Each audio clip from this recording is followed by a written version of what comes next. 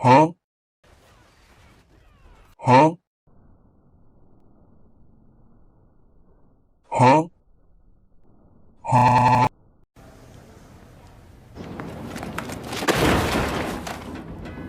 The cringeborn is now hitting for quintillions.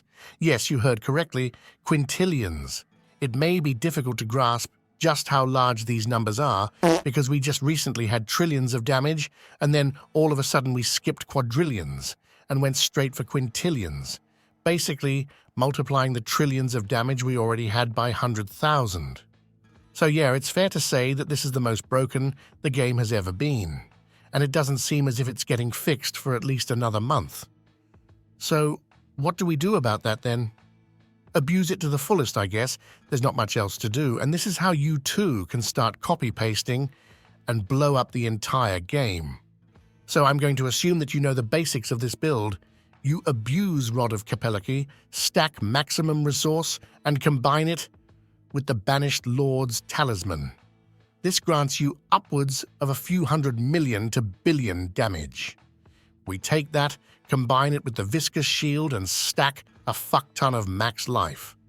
This node is bugged, scaling from base life, which in turns mean if we stack as much max life as possible, we gain another 50 to 100 multiplier.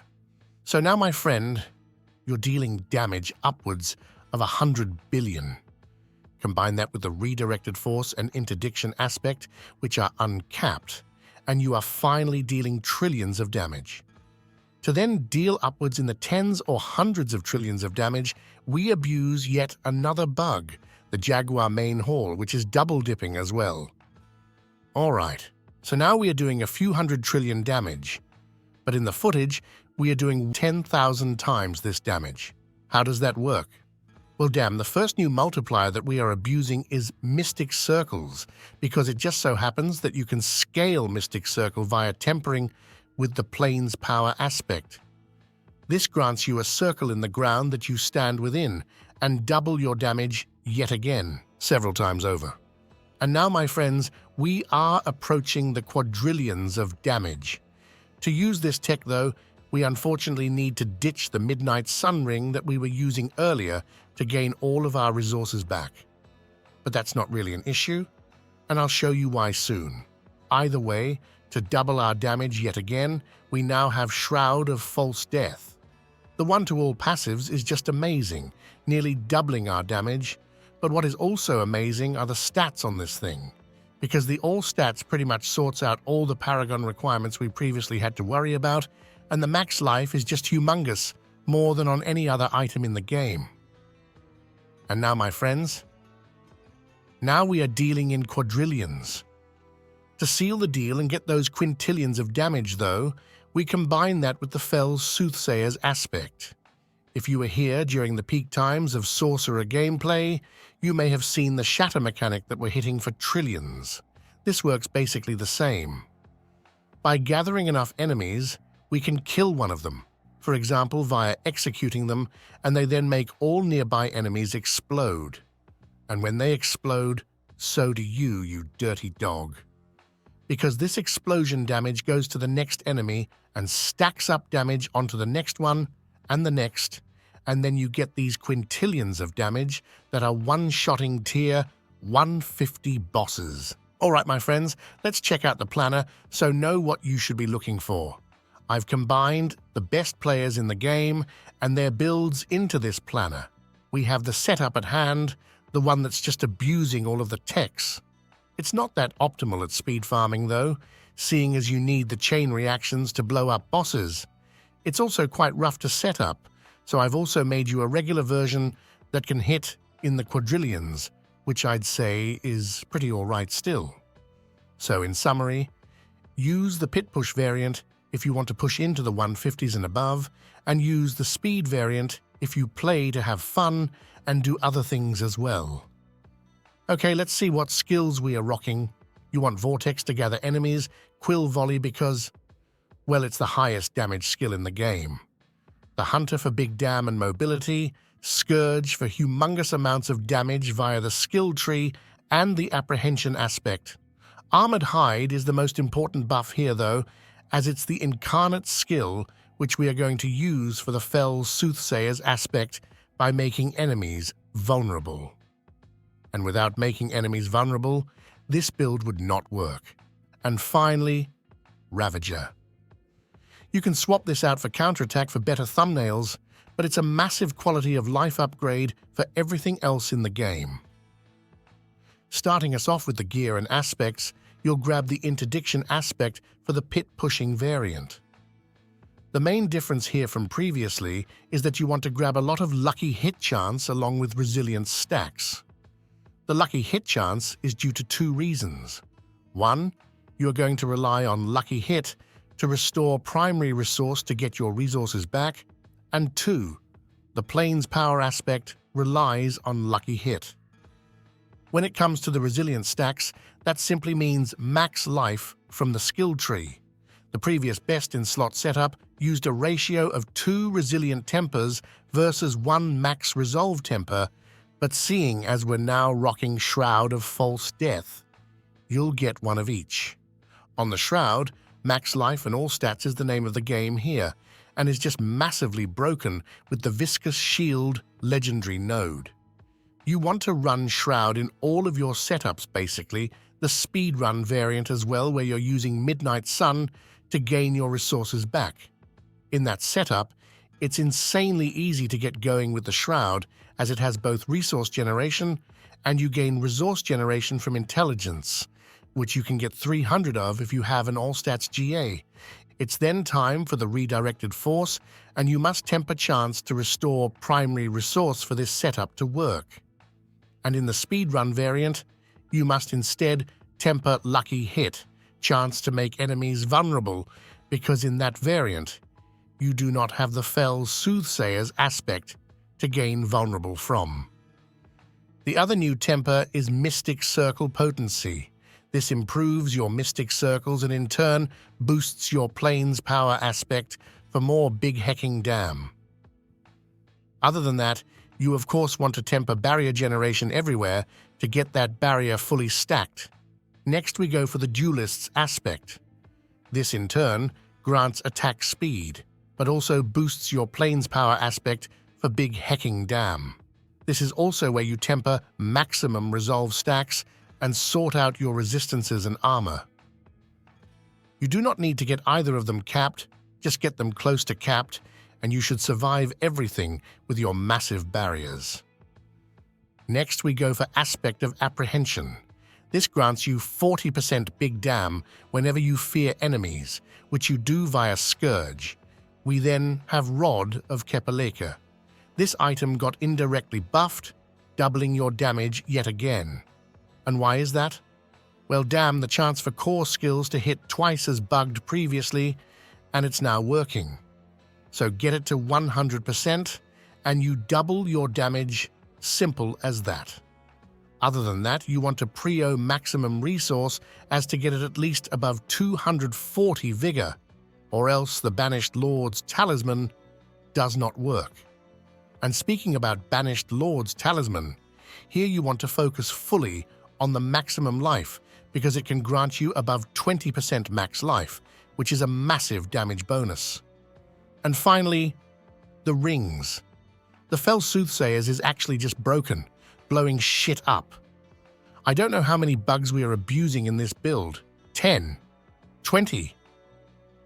I'm losing track, honestly. You'll either way temper Mystic Circle potency and resource cost reduction, and on the other aspect, we're rocking aspect of Plains power for the Mystic Circle. You can also ditch it for Starless Skies if you prefer. It will make it easier to play, but shittier damage.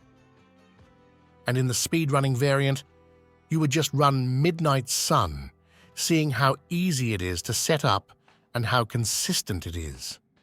It's the setup that I'm currently running, and the one I personally prefer. But whatever floats your boat, my man or woman.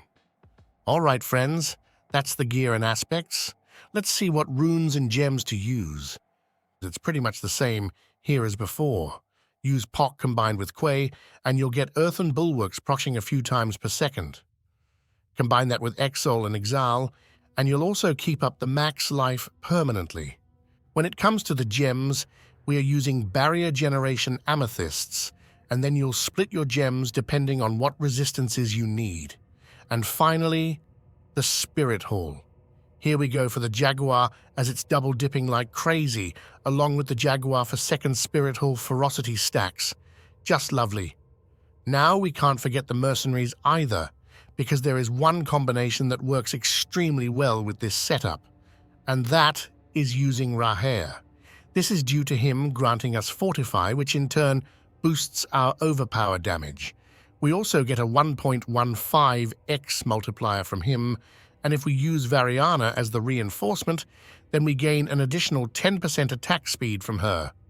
I'd probably still use Subo for speedrunning though, as the wall hacks are pretty damn good as well. Oh goddamn. Why didn't you tell me? We are late because it's already skill tree a fucking clock, and you know it, baby. Starting us off, we obviously ditch the basic skills because those can suck a massive schlong, and instead max out our quill volley.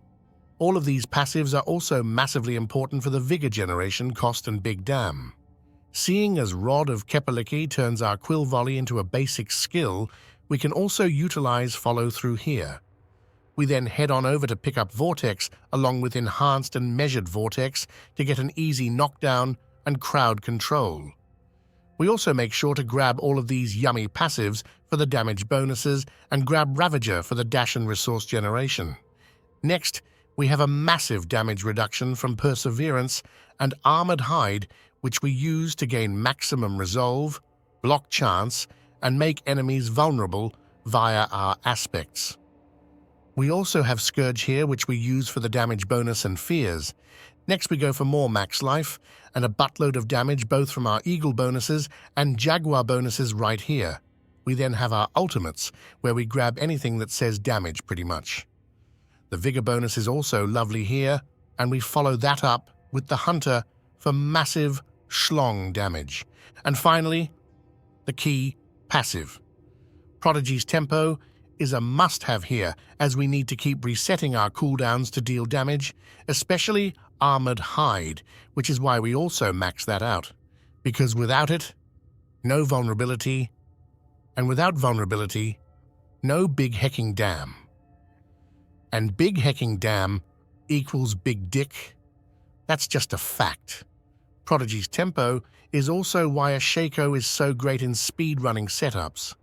I didn't include it in the planner because I CBA having your sorry asses complain about Ubers, but using it, we get 20% damage reduction every third core skill, along with a bunch of cooldown reduction, meaning we can just spam cooldowns non-stop. Pretty damn cool. All right, friends, let's check out the Perragons, shall we? This is the Perragons setup used by Dron1X, clearing T150s in 3 minutes. So pretty damn godly. We start by picking up Spirit for the massive damage it brings, and follow that up by heading to Revealing for yet more damage. Here, we socket Fulminate for, the same as with every goddamn glyph. We also have some lucky hit here, which is massive for resource generation in the pit-pushing setup. Spoilers, it's not used in the speed farm variant. Next we go for Viscous Shield, which is basically a 100x multiplier with good gear, and Socket Ritual for the big damage multiplier via aspect of Plains power. And if you don't want to play with Mystic Circles, then you use Canny instead. After that, we go for Convergence, where we socket Colossal, and we finish it all off with Sapping, where we have our lovely Hubris Glyph for boosting the nearby max resource nodes. Absolutely lovely. Well, shit, that's the Perragons. What do you say we go get hecking good or what? Damn right. The playstyle is basically what you would expect. If you have Shroud of False Death, then you are a sneaky little bitch, running around in stealth with maxed out movement speed, because you want to go elite hunting. Once you find yourself a lovely pack of elites, you pop your Vortex to gather enemies. Then it's basically about just pressing all of the buttons. Use Scourge to fear enemies and get your multipliers up. Use the Hunter to get the damage bonuses from the skill tree, and make sure to pop Armored Hide at least once every 5 seconds to keep both the block chance bonuses and vulnerability up on all nearby enemies. You then just blast down the white mobs and wait until the elites explode from the chain reactions pretty much. Do that and you will have quintillions of damage achieved. When it comes to the bosses, you need ads or else the fight will take a week to complete. Here you're basically just chilling until the ads spawn. When they are close, you vortex them to get them on top of the boss, pop all your cooldowns and blow them all up at once. Easy peasy. And that, my friends, is the most bugged and broken build to ever exist in Diablo 4. What else do you want to see? Except my massive schlong, obviously. Let me know, and I'll see you in the next one.